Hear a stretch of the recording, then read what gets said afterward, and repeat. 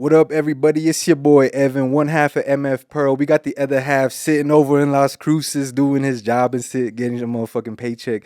So today we got MF Familia in the house hosting, doing co-host duties. We got La Planta's own Nancy Orchada making sure that we rolling. Say what up, Nancy? What up? Yeah.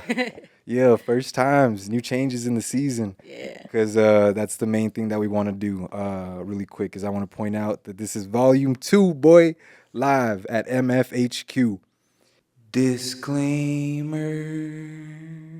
Live at MFHQ is in fact not recorded live. It's actually a pre-recorded program. This episode contains really explicit content, so feel free to do what you wish with that information. If you could be so kind of like, follow, and subscribe for me. We go a very long way. New episodes every Wednesday. Now back to the show.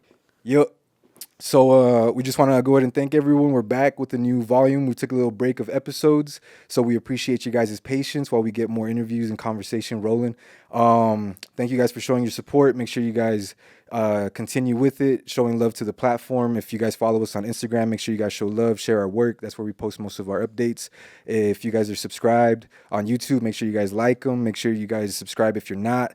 And then whatever platform you guys check us out on, Spotify, Apple Podcasts, Amazon Music, make sure you guys share it, give it a rating, whatever you guys can do to make sure that our platform gets love and starts to show up on people's algorithms. You know what I'm saying? So, but let's go ahead and get back to the episode. I'm very excited to introduce our first guest of the second volume. I'm a big fan of her music, been a big fan since I think probably around the same time that Emmeff started. So it's been about like a 5-year journey of just kind of having her music in my rotation and the stuff that I'm listening to. And I think one of the biggest things I want to say before we continue and before I fully introduce her is that as somebody who lives in El Paso and the border, I wasn't really so much raised to be fluent or bilingual, and I'm still not. I'm still not really fluent in Spanish, but I feel like her music is one of the earliest sources of me actually wanting to go out on my own time and try to understand Spanish a little bit more because I live in El Paso and I think I'm a little disconnected from that. So there's a lot of weight behind my fandom. I don't want to go ahead and go too far about it because that's not really the point. But without further ado, man, I want to go ahead and introduce our guest, none other than VANESSA ZAMORA. Yeah. What's up? Yeah. How you doing? How's your little short time in El Paso been so far? I love El Paso. We've been here for like a couple of days now. But yeah, I love it. I've been very relaxed, getting to know more like coffee shops, food, people, the vibe and everything. So I'm really excited to be here. Yeah. Nice. Every time that you, because I believe that it's a little bit more often that you'll visit or swing by El Paso sometimes now. You'll even do some shows under DAMALEONA sometimes, some DJ sets. Oh, well, it's like a co-DJ set, right? It's like both of you? Yeah, DAMALEONA is like my DJ name when I like DJ. So I feel like if DAMALEONA is also my alter ego in a way. Yeah, it's the perfect name to go. Yeah, but it's been like it's given you a couple extra opportunities to come through El Paso. Do you feel like, aside from like maybe coffee shops or something, do you feel like you're getting a little bit more connected with like groups of people here with the more time that you spend, like the friends that you've made over time? Yeah, I mean, every time I come, like it's always getting to know new places, new people.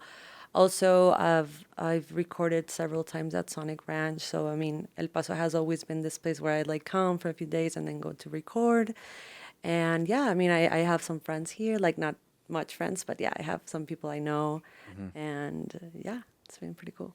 And right now we're in El Paso because we're touring a little bit, celebrating the vinyl release of DAMALEONA as well. I don't. You have vinyls of TORNALUNA as well, and correct?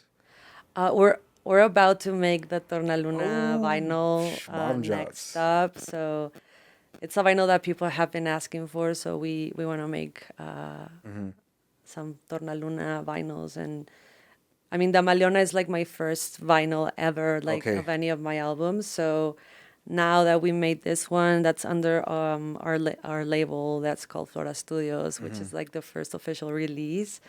So as an independent artist, that's something that I really cherish, and I'm happy for that. But yeah, coming soon, TORNALUNA vinyl, and also we're planning to make the Música para una película que no existe, which is like the instrumental piano one. So yeah, it's gonna be cool. Is that one gonna be like maybe not spoilers too much, but like is it like gonna be the smaller one?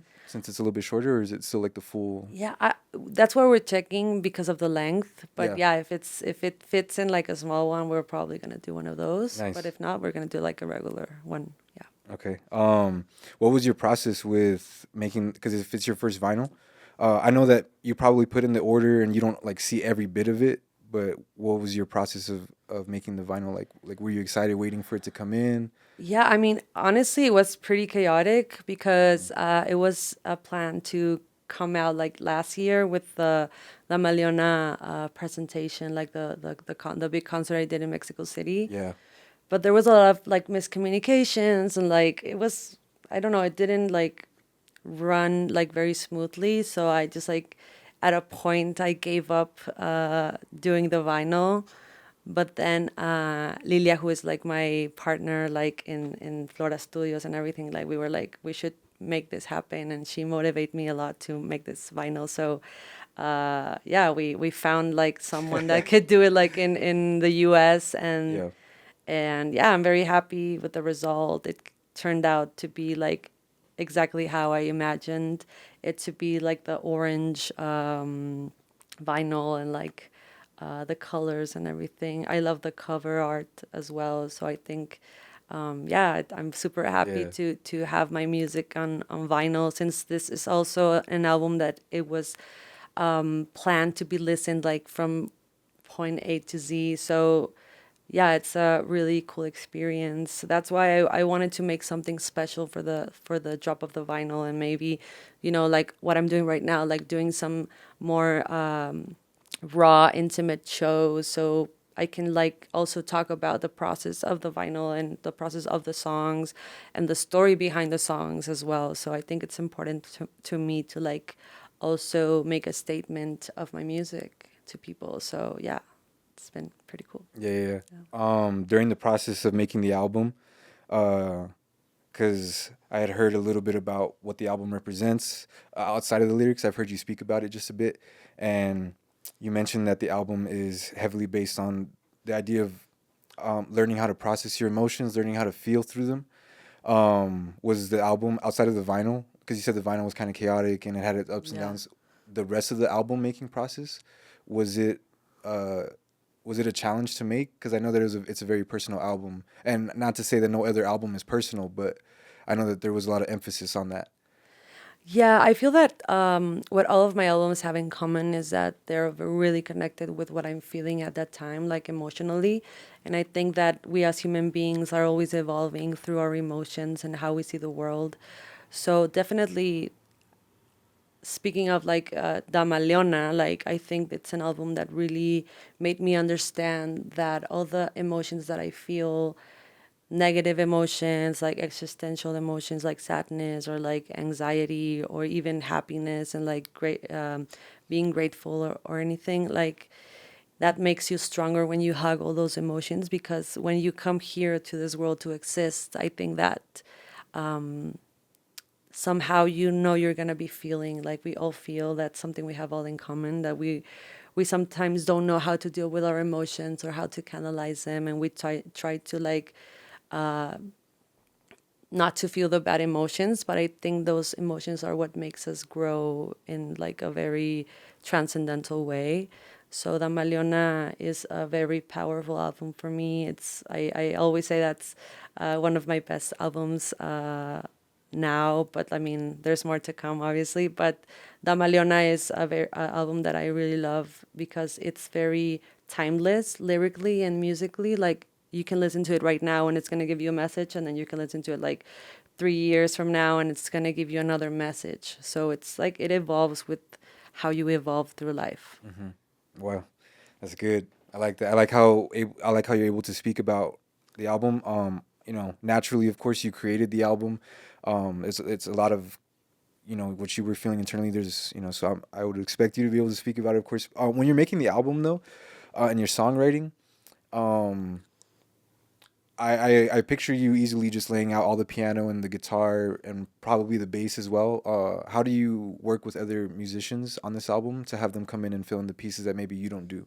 Like maybe drums? Do you do the drums yourself or anything? Yeah, on this album, I can say I was involved like in 80% of the production. Like in every song I recorded like almost all the synths, the pianos, and everything. But when I was doing the pre-production, like the demos, I did the drums, like I did the programming of the drums and everything, like the whole idea. And then when I was at the studio, I was like, I want to re-record this, like with real drums and like maybe just focusing on details on like the feels of the drums and like the sound of the snare and the sound of the, I don't know, like the cymbals and microphones and everything. But yeah, the bass lines are really always super important for me. Like it's something I really get very involved. Like Trascender was like the first song I did on this album. And I remember I did the drums and then I did the bass. It was like in 2018, like December 2018. And then, yeah, everything just started like coming eventually. I didn't know I was going to make an album. Like all the songs were written like in different times.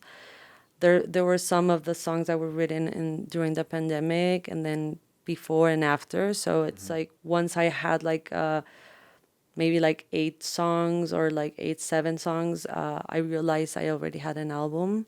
And then when I had the songs, obviously there were several songs I was like, I don't know, like I called a friend, like Dan Solo, and I was like, hey, I have this song. Like I feel that I'm already like very like in my head with the song. So I want to like, give me your perspective. Oh, like you've heard it too many times. Yeah, exactly. So I always like, so I turned out to that and I was like, he helped me like maybe get a different sound on the drums, like the structure a little bit, move it. And yeah, that's what we did. We also co-produced like some other songs like Nada and like Opuestos that we wrote like in a song camp with other friends.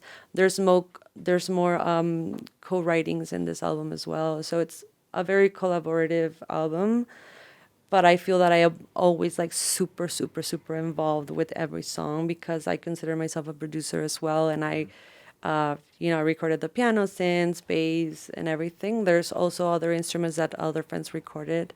But at the end of the day, I feel that getting involved in the music and everything, like I just really want to leave a piece, like a very big piece of my essence there. So for me, it's important to be super involved. But there's always a team, like the engineers, the mixing engineers, the mastering engineers, our collaborators are like other producers as well, like Dan, Juno. So yeah, I'm very happy with the result. Yeah, me too. It's an amazing album. Super great album, and I think your entire music has opened me up to a lot of other Latin artists and people who sing and perform in Spanish, and I feel like this has given me a new outlook on music.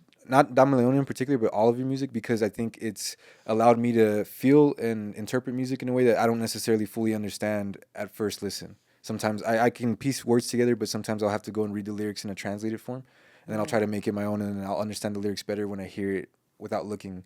Yeah. So I think this has also shown me like how music can go across languages Totally. in a great way, and that it goes beyond just this album. But I'm glad to hear that because it's kind of the mission, yeah, to transmit musically. And I mean, if you understand the lyrics, like it's a whole different thing. But Yeah. if you get a feeling out of the music and the melodies and everything, I think that's very beautiful. TORNALUNA translates a little bit to like the phases of the moon, the changes and how it like goes through its cycles, correct? Yeah. Tornaluna is like a word that I sort of invented. Okay. Because yeah, the moon of the faces, like I feel like we're like the moon. We're always changing. We're like the same thing or whatever, but we're always like changing depending on what we're feeling, what's happening.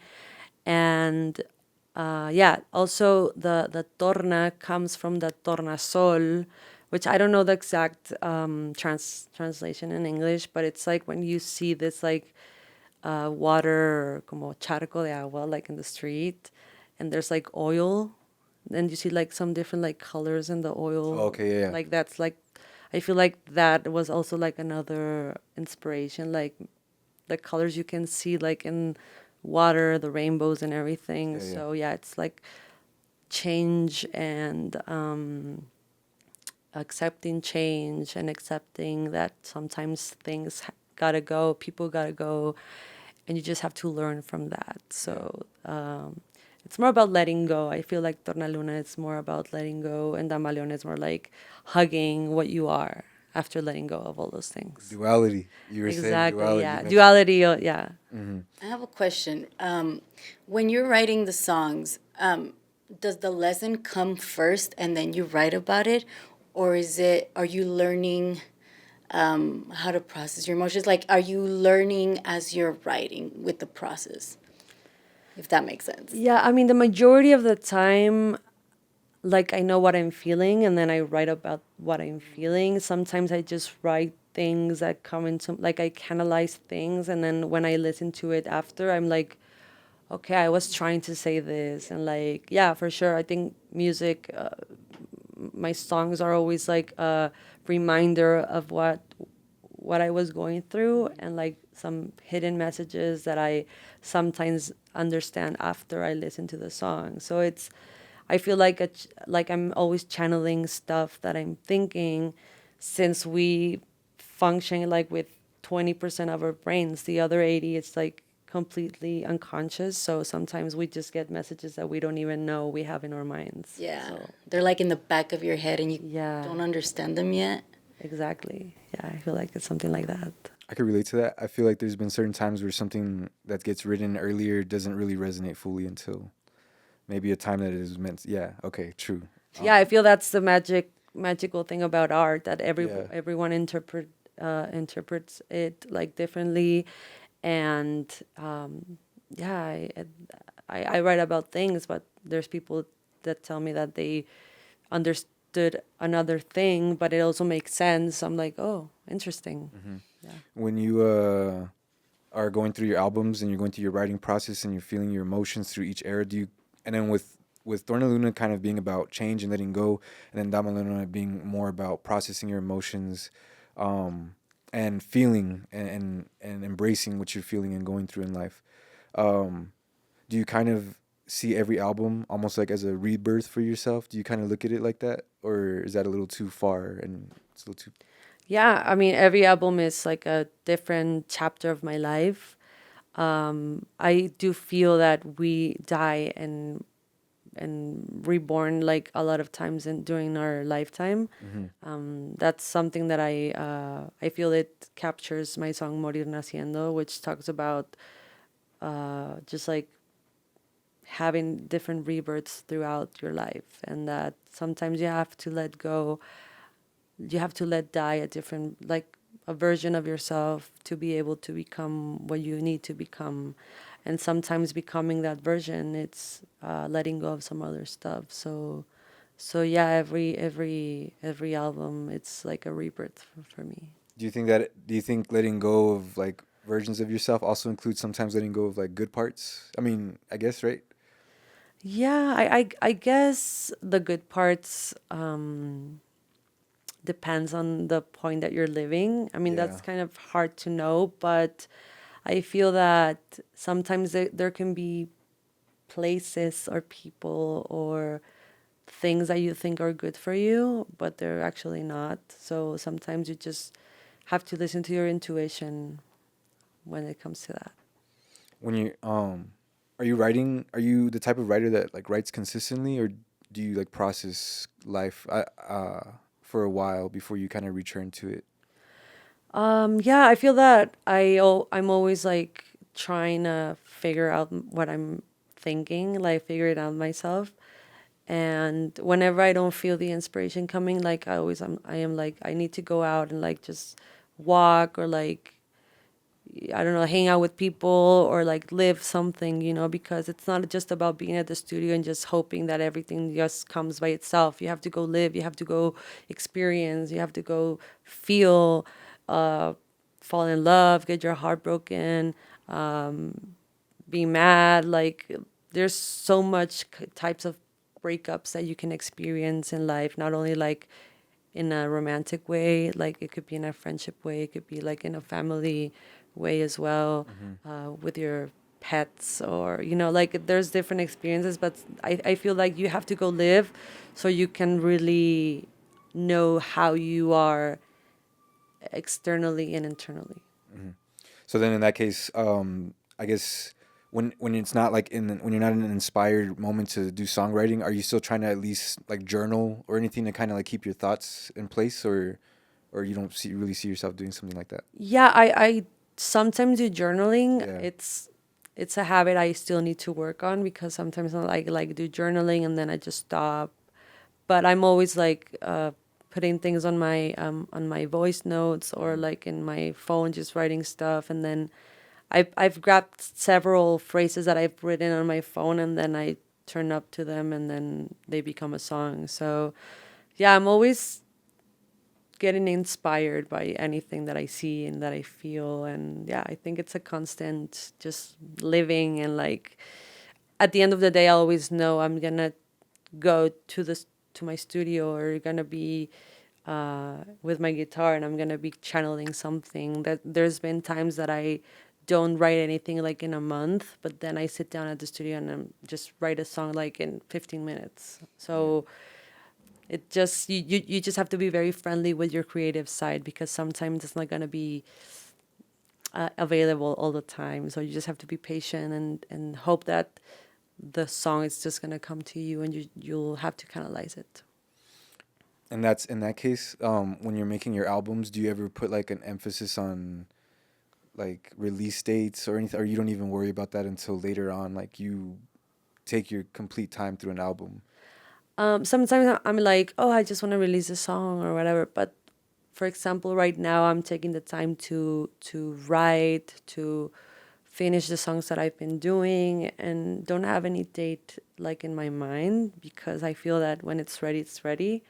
So yeah, that is something that I've learned throughout time, that I have to take my time on releasing stuff and like really process what I'm doing. And I mean, there's no like perfect time to release anything, but for me, it's depends on every album.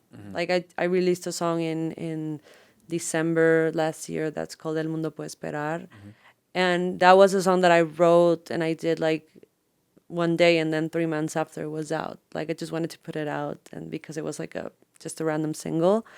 But there's times that I feel that when I do an album or like a compilation of songs, I like to take my time to really land what I want to project with that project. You said DAMALEONA, you wanted the entire album to be something that you listen to from point A to point Z. No shuffle. You got to put that thing in order. It's so Yeah. good in order. It's really good sequencing. How do you go about, just like maybe on a songwriting, song creation level, like how do you go about trying to connect your songs together outside of the subject matter? Is there any other things that you're trying to do with like maybe the music or even the lyrics also, like in order to connect one big theme for a whole album? For this album, I was sure that I wanted the song Mar to be the first one because it's a song about like cleansing your mind through tears to like salty water, like sweat, tears, and the ocean. That I feel that it cures you in a way.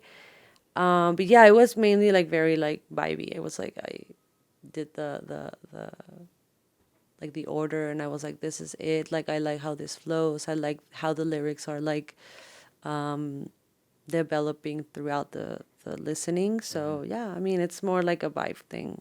Oh, so then you had all the songs finished and you kind of just played them around in different orders? Yeah. Okay. Yeah. Oh, shoot. Okay. You know how you said that it's your mission to try to connect your music to the world? Uh, when you can go ahead and translate to English nice and easily, and then the United States are shows that can digest your music. Have you performed outside, like in Europe and stuff like that, where their language isn't maybe English, it's a different language? And then if you do, like, how do you connect Spanish to that? Because there's a little bit more of a distance between it, right?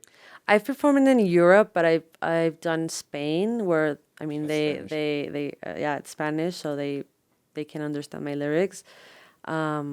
Other than Spain, I haven't performed like anywhere else in Europe yet, like maybe Germany or anything that it's a complete different language. But there was this time that I went to China and that was like pretty interesting because they were like listening to the music, but they obviously did not know like what I was saying.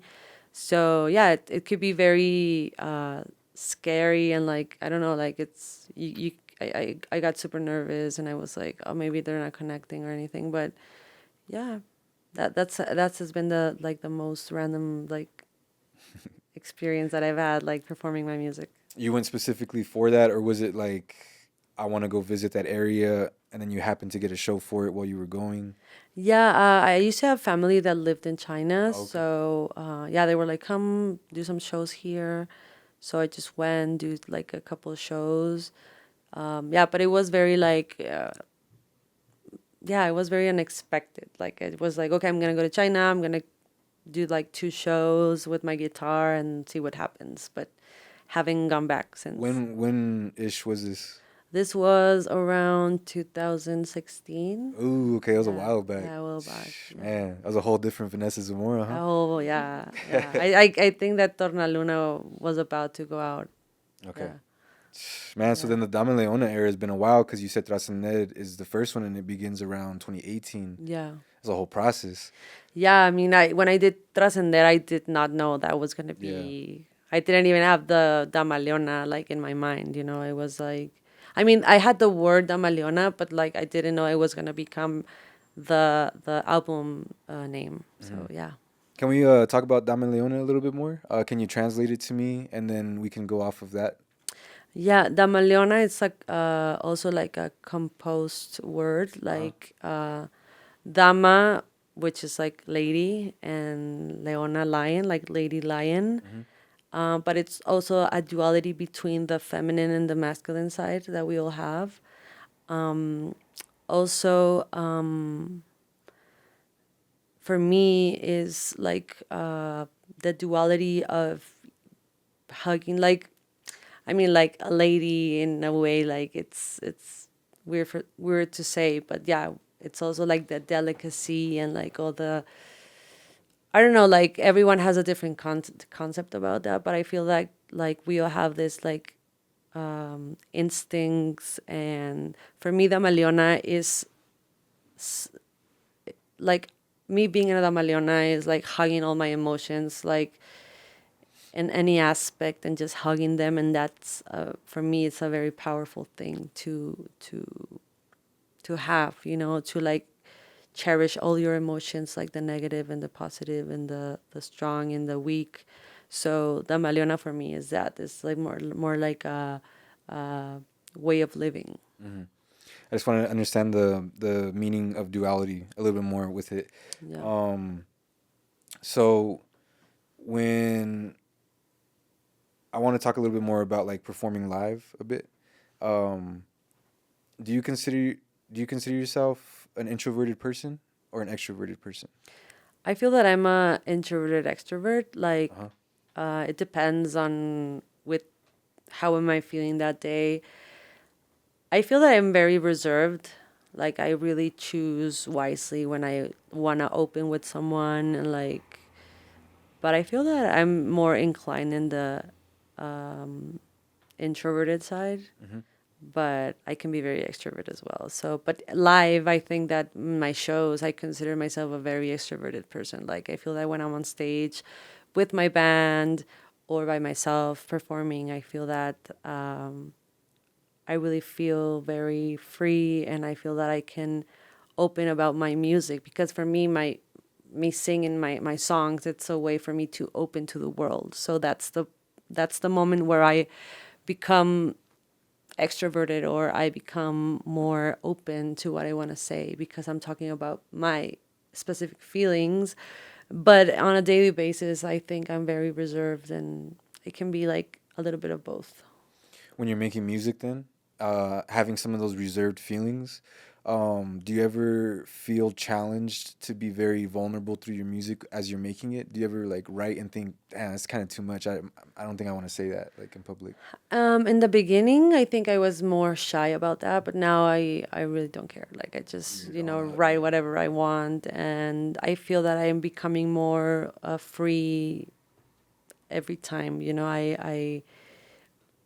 Yeah, I feel that I'm evolving with my music as well. But yeah, I can be very, like when I'm songwriting and like doing like the first demos of my music, like I always love to be by myself, because sometimes I feel when I'm with other people, like they're like, okay, let's record this and let's do this, and no, I think that's the good take, and I'm like, that's not the take that I want to leave, you know. So sometimes the workflow of other people, like I don't like that influencing like my work pace. So I like to do everything by myself in the beginning, and then once I feel that I can no longer like give more to the song, I open the door for some more people to come in.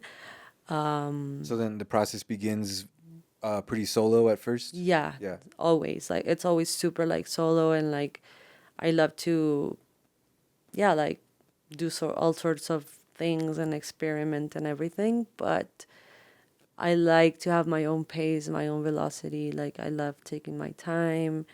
And yeah, as I said, like there's people that work faster, or like they're like, oh, let's record this and then we'll just edit it like later on. And I'm like, why don't we just like record it like good right now, like make it like more human, you know? And nowadays I feel like there's this all of these like things that you can do like on the post production, but I really like keeping it very like organic, Yeah, you as don't like much to as I rely too can. much on it. Yeah. Yeah. So then you're okay. So then you're okay with like the imperfections of sounds that come out, even in an Yeah. album, even in like in a final studio album, or are you a little bit more picky about that? I love imperfections. Yeah. Like there's a lot of, I think that Tornaluna has a lot of imperfections and like happy accidents and like random stuff. Damaleona, I think it's a little bit more like taking like very yeah, like more detail taken care of, but as well there's a lot of imperfections, Yeah. and like yeah, I'm open to that, but I always try to make it sound as good as possible. Yeah. I feel like there being more details probably ties to you having a lot more production, like being more involved in the production process. So like if it's naturally gonna have like more, fine tuning and like Yeah, totally. Yeah, during Tornaluna, do you feel like you had all the knowledge to produce the same way you do now, or like was it Damaleona that introduced you a lot to like extra production? I have more knowledge now, but in Tornaluna, I feel that I was more insecure about like I knew that I could do it, but I was like, maybe I'm not ready, so I'm gonna leave this to another person. But now I feel that I see myself in like right now, like I see my past Vanessa and doing Tornaluna, and I was like, you could have done it, like you could have done it, but you didn't trust yourself in that moment. But I think that it's a process sometimes to like trust your decisions, and like now I feel like very confident with what I do, and like what how good I am on playing my instruments, and how good I am on songwriting and producing, and like with the knowledge that I have now I can do more. And yeah, it's a confidence I've been gaining throughout the years. But yeah, honestly, like Donna Luna was very like conflict in my mind that I can do this, but maybe I can do it like perfectly, so I'm just gonna leave someone else to do it. But I feel that now I'm more confident. And that's and this production is like through Flora Studios now. Yeah. Like you're trying to build this new label. Yeah, Flora Studios is a creative production company Okay. that was created by Lilia Fernandez and me. It's This is the first release, like a vinyl release. We want to do vinyl releases. We also do video production, creative direction. Right now, it's more focused on. We're doing stuff for Vanessa, like for me, for my project, but we're also doing like music videos for other artists. Oh yeah.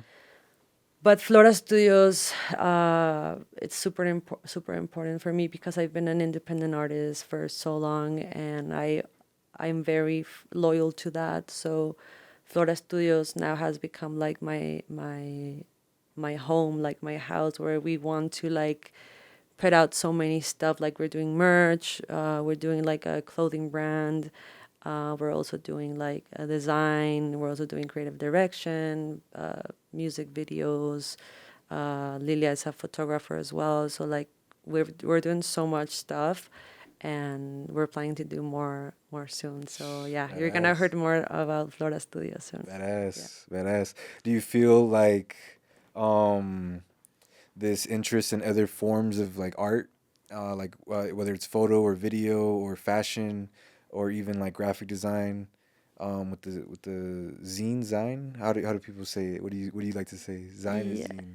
yeah. I mean, How do you pronounce it? honestly, as an indie artist, like you're always like involved in everything. Like you have Yeah. to learn about like design, you have to learn about like uh kind of directing your own music videos, like the idea that you want to do, everything. So some yeah, like it works like in a very like 360 way. Like we're Okay. not close to doing anything, but yeah, I have other interests as well. Like I love like fashion, I love design, and I'm learning as well like so many things Yeah.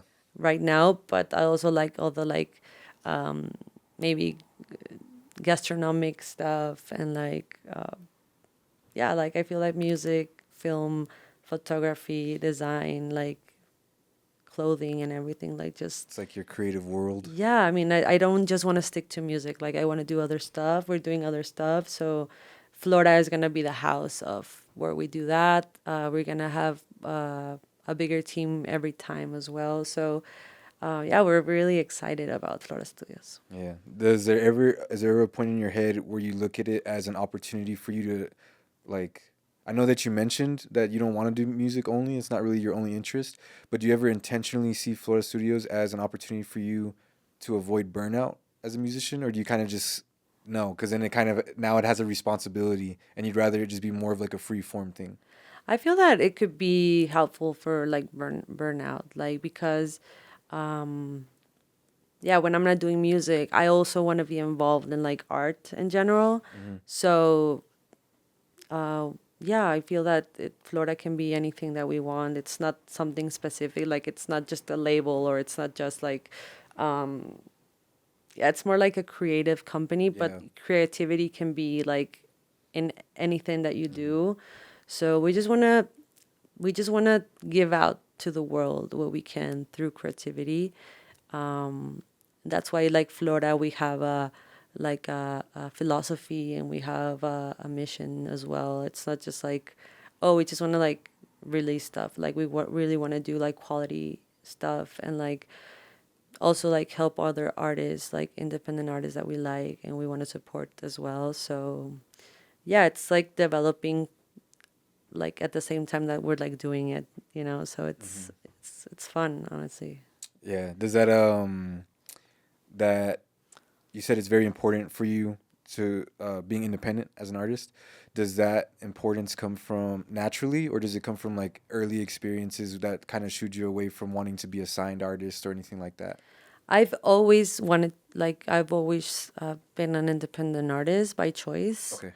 I've gotten some like proposals like throughout my career, like, about signing or whatever, but like I've always followed my intuition, and I feel like that when I began doing music, like the big record deals and stuff were like the what you like a lot of artists aspire to, and I always stuck to what I wanted, and I feel that now it's returning to be like a lot of mainstream artists, like they've been signed to big record labels, now they're returning to being independent. So it's Hmm. like good to feel that I've been there. It was like a very lonely path in some moment, but Hmm. then other people are returning to that path again. Hmm. So I feel that I've been in the correct path all the time. But sometimes taking the right decision doesn't feel right because you feel very lonely there, but because maybe the attention is in another place. But when you stick to what you really, really trust and what you really are,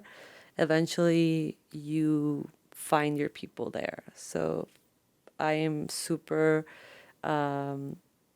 like, I muy a favor, like, on being an independent artist. And I also feel that a lot of new artists are with that mentality. Like, they're Yeah. independent artists, like, they don't rely their choices to other people. Like, they just do what they want to do, and they just release what they want to release. And now we have a lot of possibilities as independent artists, like social media, and to build our community as well. And I think that's the most important thing, to have a community that really connects with us as artists. And that's the most important thing for me. Man, that was very good for me to hear. Honestly, thank you for that. That was good advice. It resonated heavily with just like life at the moment too. You know what I mean? Just like trusting your gut and trusting your intuition on what you do in life, even if it, even if you feel like it's not getting the results that you want at first. And Yeah, that's you have probably to be like patient. yeah. Um, Building out a community online. I think I think it's really easy to. I think it's more favorable to, you know, it's more realistic to strive to be an independent artist now because of how easily it is to be connected to other people across the world now. Yeah. It's so easy to find your music. You don't have to rely on a label pushing it these days. You can just have like a really sweet TikTok. You know what I mean? Like if it comes out, it comes out, it goes viral. But um, as you're building your community on your own, you know, you have your management team, you have a team around you, but for the most part, it's your guys' efforts to push this music out and to push the brand out. What do you think's the most important thing when it comes to building that community? Is it like I feel that the most important thing is being very genuine on what you like, really being who you are, like not pretending to like be this influencer or whatever, just like be yourself. Also surround with people that really believe in you. And I think that's the hardest part. Like when you start doing something that there's people that maybe don't believe in your potential, or like they don't see the results immediately, so they're like, oh, this is not going to work, and like they leave and like whatever. But I feel that it's important to, I think the most difficult thing as an artist is finding your team. And yeah, I have a management team and whatever, but it's a really different structure of how it is like known to be.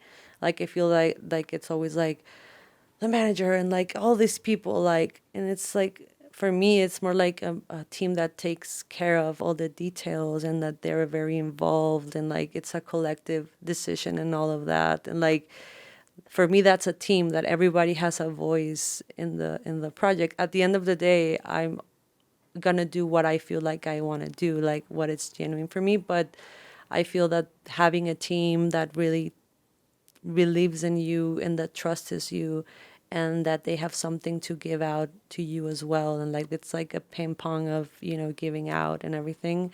That's when you start growing, when you have a good team.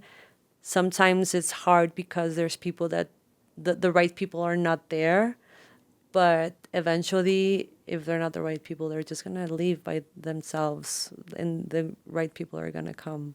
So for me, I just want to be surrounded by people that really like that inspire me, that I can learn from them as well.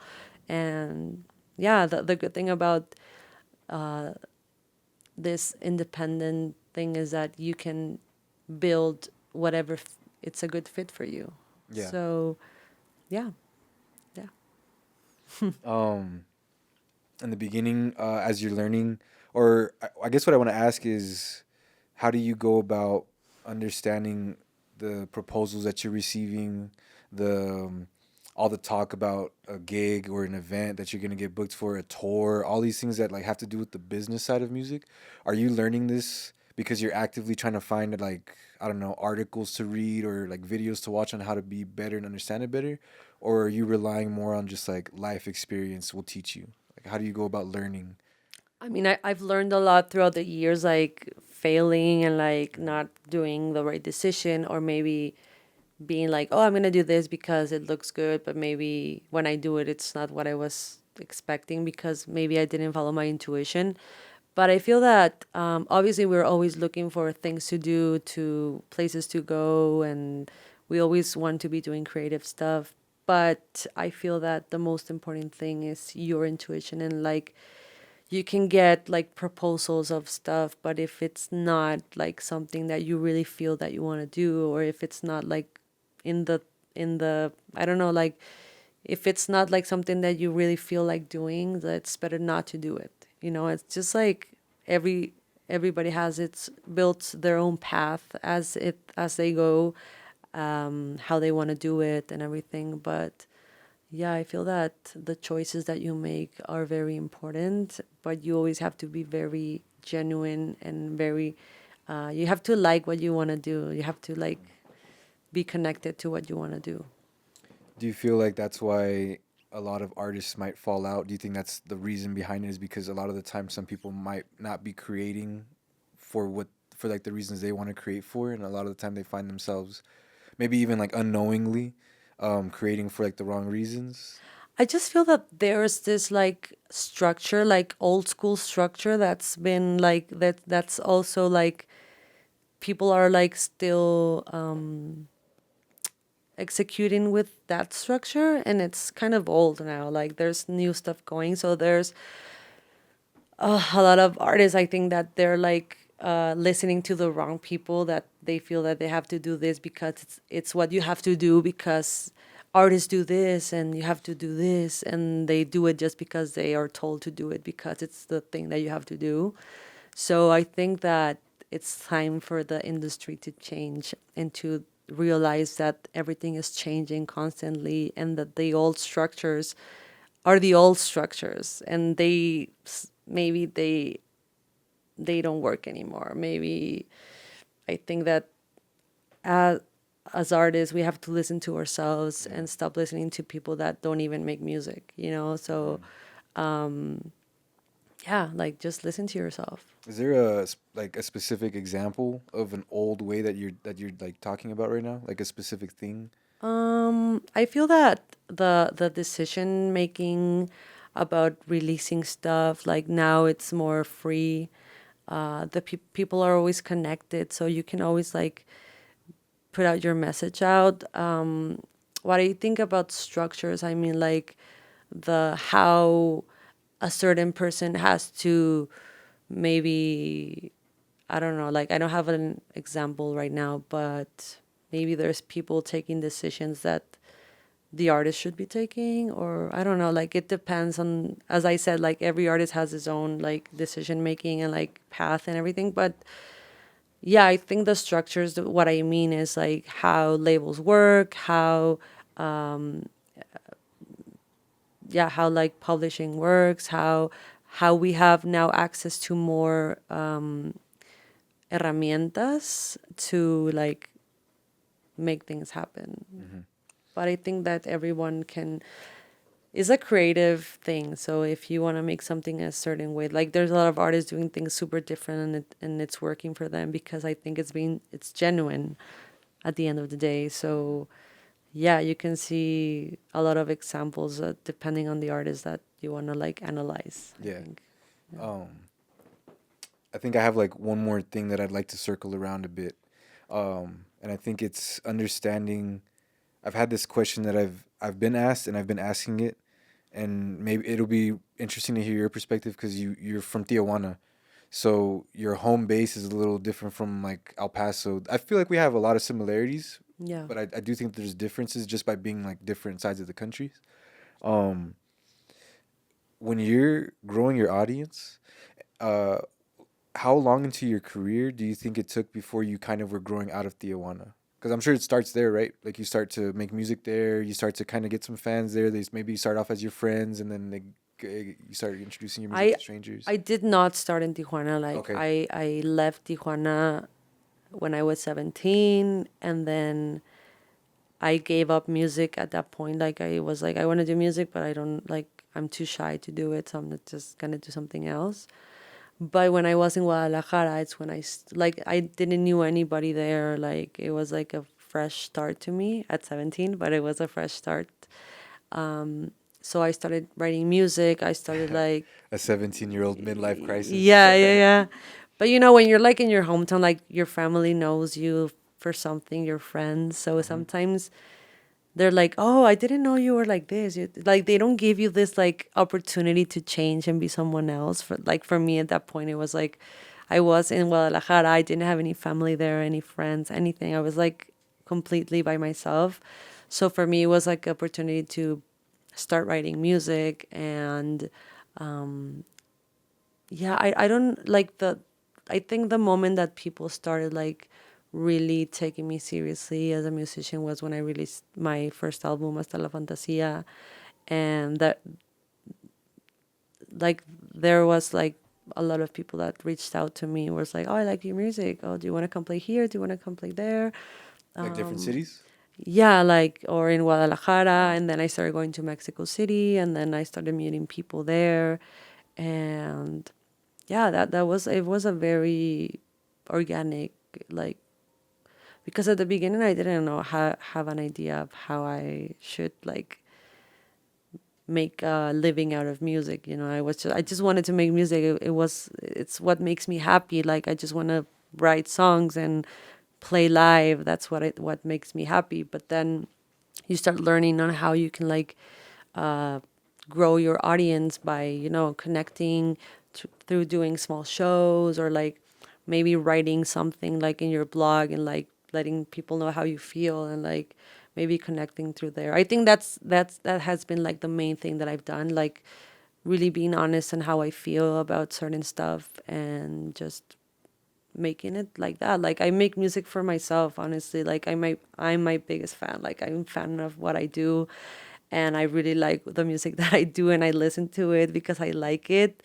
And I think that's the first filter for me. And then when I put it out, I'm like, okay, I like it. I'm super like in love with my music. So now it's yours. And if you connect, we connect. And I think that's the beautiful thing. Yeah, that's good. As you're starting to build out your audience around outside of where you started making music, and now many years later with a lot more experience under your belt, how do you process which cities are good for you to be traveling to? Like, how do you understand like who's listening to your music outside of maybe like a number that you read on like maybe Spotify or something like that? I feel that numbers right now are very like, you cannot like rely on Okay. numbers. But I've had the opportunity of touring in Texas, and like I see the response of people like coming to my shows, and I'm like, I want to come back. There's always cities that you go and you don't know what's gonna happen. There's always a way to know, like, obviously if you look at Spotify, there's like, oh, there's people listening to me in this city, like I should go. Like, if it's in the route, like I should just do a show there, like. But as I said, it's very organic as I go, or people like DM me like, come to the city, or return here, come here. But as when I return to cities, like I see the audience, how they react to my music and how I feel, and it's a very intuitive thing as well. Yeah. So then the next time around, like you have your experiences with them.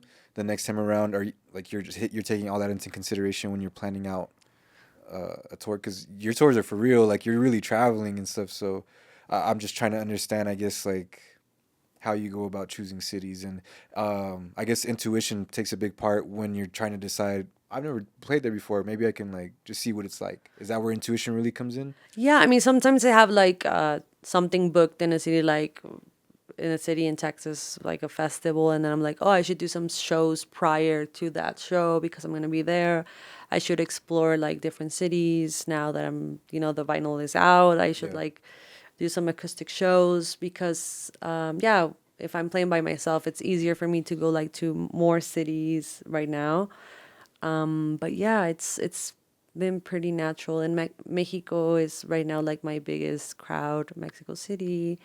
Now I'm going to Guadalajara, to That was Puebla. looked like a I crazy haven't. show in Mexico City. Yeah, it was pretty cool. Like, Yeah. I feel like Mexico City is like one of my favorites. But there's like I haven't been to so many cities like in the U.S.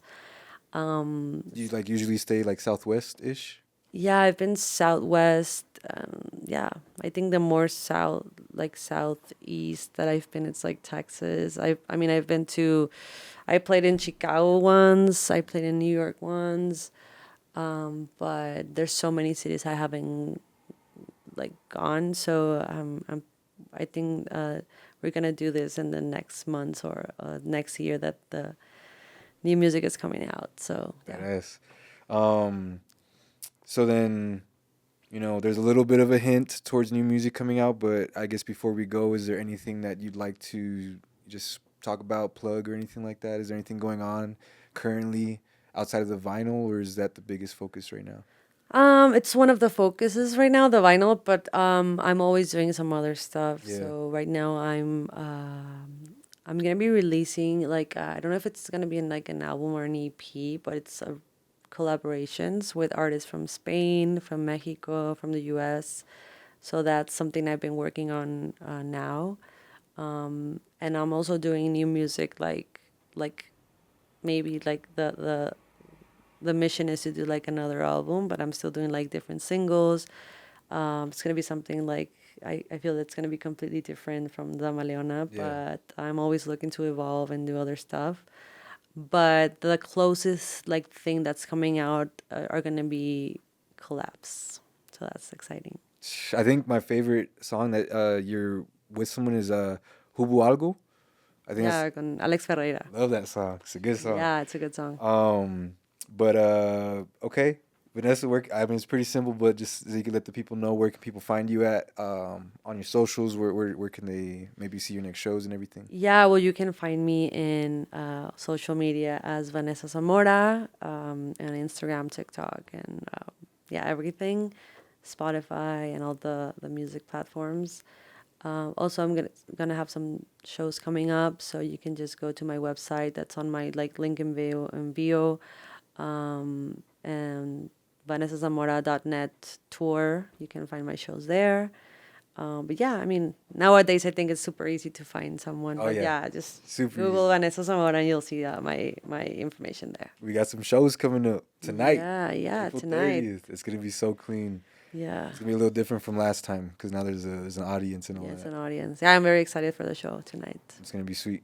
For sure. Well, Vanessa, thank you so much. Thank For you. your time. It was a good talk. I love to know more about the process behind a lot of different musicians because it's always different. And I think you said a lot of things that really hit home for me.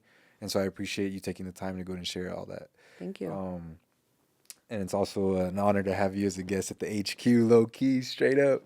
But make sure that you guys are still showing love to the platforms. We appreciate you guys taking the time and attention to go and check out our conversations, check out all of our sessions.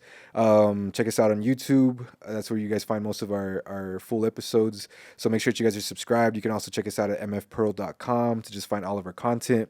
Spotify, Apple Music, Amazon Music. You could just find us anywhere, wherever you find your podcast at. Make sure you guys give it a rating, share it, like it, whatever you guys can do to show love. And then, of course, follow us on Instagram. That's where you guys find most of our updates and announcements. And this is obviously going to come out a little bit later. So this is a little bit weird and backwards, but, you know, we hope everybody has a good time tonight at the live acoustic performance of Vanessa Zamora. It's an honor to have her come back for midnight, and it's an honor to go and celebrate the Damaleona vinyl. But outside of that, man, every Wednesday, you know what we do over here. So we'll catch you guys next time live at MFHQ. Say peace out one time to these people, Nancy. Peace out. Yeah. Shout out to Nancy for coming through one time. But we'll wrap it up, guys. See you guys next Wednesday. Peace.